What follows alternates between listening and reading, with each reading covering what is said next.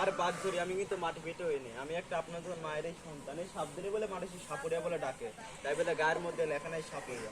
এই সাপুরে যে টিটকারি অহংকারে ঘৃণা না করে একটু আগে এসে দেখে যা। আর ঘৃণা করলে আসা লাগবে না ভাই, ঘৃণা করলে আসে একটু আগে এসে দেখে যাও। মা দূর থেকে দেখি একটু আগে এসে, তার ঘৃণা করলে আসে লাগবে না, দাগের বাইরে থাকে, একটু দাগের বাইরে থাকে।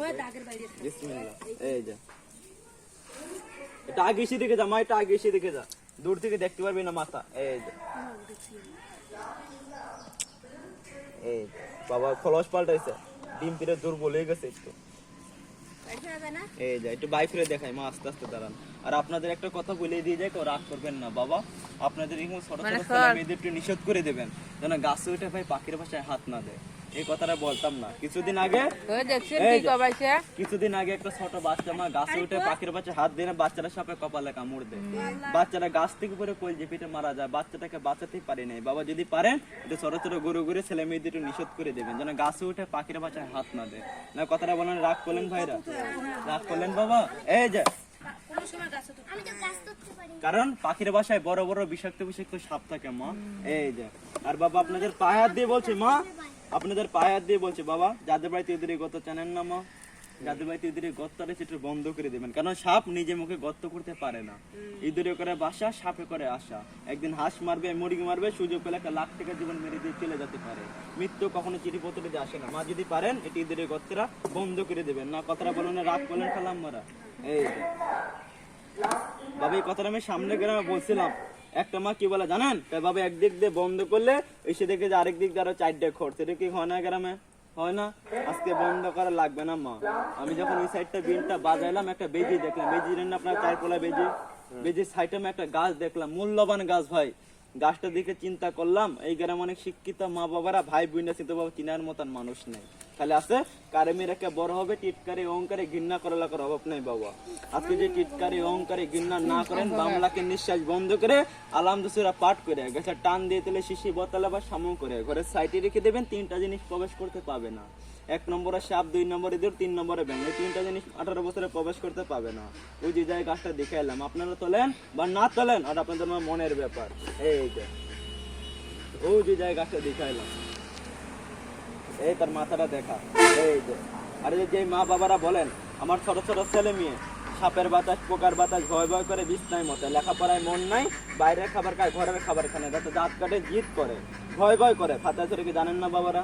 জানেন না ফাতিহা সূরা? মা ফাতিহা সূরা বলে গাছের টান দিয়ে দিলে ছোট ছোট গুরু গুরুর গলায় দিয়ে দিবেন, সাপের বাতাস পোকার বাতাস ভয় ভয় না করে বিছনায় না মতে, লেখাপড়ায় মন বসে ঘরের খাবার খায়। তবে একটু সাপুরা ছেলেরা দোয়া করবেন ভাই সাপের হাতে কামড় খেয়ে নাম রাগ করলে সালাম মারা। এই যে বাবা দাঁড়া 1 মিনিট, ওই যে গাছটা দেখালাম মা, সোনার মতন করেছেন, তবে চিনার মতন মানুষ না, চিনলে জোরে না চিনলে ভাত রান্না করে। এই যে একজন গাছটা চিনুন না, আমি গাছটার নামটা বলে দিয়ে যাই, পারলে আপনারা তুলে নিয়ে ব্যবহার করবেন। গাছের নামটা কি বলবো? গাছের নামটা বলবো মা, সবাই বললো বলবো, গাছের নামটা বলবো। ওই যে ভাই একটা পান পাতার মতন পাতা হয়, একটা ফল হয়, ফলটা পাকলে পাখিতে খায়, মুরব্বীরা ডায়াবেটিসের জন্য পাতাটা ভাজি করে রান্না করে খায়। কেউ চিনতে পারলেন? কেউ চিনতে পারলেন? তেলা কচু গাছ নাই, তেলা কচু গাছ বাবা, তেলা কচু গাছ নাই, তেলা কচু গাছের শিকড় নিবেন, আর কিছু নাম বলে দিয়ে দেয়, দেখে চিনতে পারেন নাকি? পরশমণি, কেউ চিনতে পারলেন?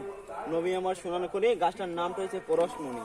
পরশমণি গাছের শিকড় আর তেলা কচু গাছের শিকড় দুটো একত্র করে আমার মায়ের মতন সঙ্গে রেখে দেবেন। যে মা বাবারা বলেন 5 ওয়াক্ত নামাজ আদায় করতে পারেন না, 5 ওয়াক্ত নামাজে 17 ফরজ, 30 সুজায় 60 ফরজ।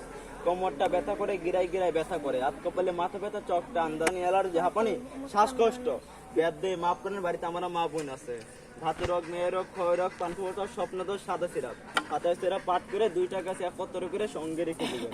কোমরটা ব্যথা না করে, গিরায় গিরায় ব্যথা না করে, হাত কপালে মাথা ব্যথা, চোখটা আন্দান না দেয়, চুলকানি, অ্যালার্জি, হাঁপানি, শ্বাসকষ্ট না থেকে বাবা এটা সাপুরা ছেলেটা দোয়া করবেন যেন সাপের হাতে কামড় খেয়ে না মরি। এই যে আচ্ছা বাবা এই সাপটাকে আপনারা কি সাপ বলেন? এই সাপ বলেন, জানেন না কেউ? আমি বলি গুপখোর, মানুষের কামড় দিলে কয় কব্বর খোর, যাই মানুষের কামড় দিলে কায়। এই যে আচ্ছা বাবা এই সাপ যদি কাউকে কামড় দেয়, শত্রু বলবেন না বন্ধু বলবেন? শত্রু বলবেন, কিন্তু না আমার মা বলছে বন্ধু কেন জানেন? আমার মা বলছে সাপুরিয়ার ছেলে এই সাপের গা আঘাত করলে সাপে আঘাত করে, এই সাপের গা আঘাত না করলে সাপে কাকে আঘাত করে না বাবা। এই সাপে চিনে বড় শত্রুকে জানেন? এই সাপে চিনে বড় শত্রু সে 2 পালা জানোয়ার। কেউ চিনতে পারলেন? কেউ চিনতে পারলেন? মানুষ তাই বলে কোন মানুষ জানেন বাবা? আজকে দেখুন এই একবারে দুইবারে, এইবারে মানুষ খায় ভালো, চলে ভালো, পেদা ভালো, একটা ছেলে আছে ঢাকা থেকে বিদেশ থেকে চাকরি করে ভালো, কিন্তু বাবা পাশের বাড়ির চোখে লাগে না ভালো। একবারটি বোঝাই করে তরকারি দিলে ভালো, তাই মুখ করে সাপের মতন কালো।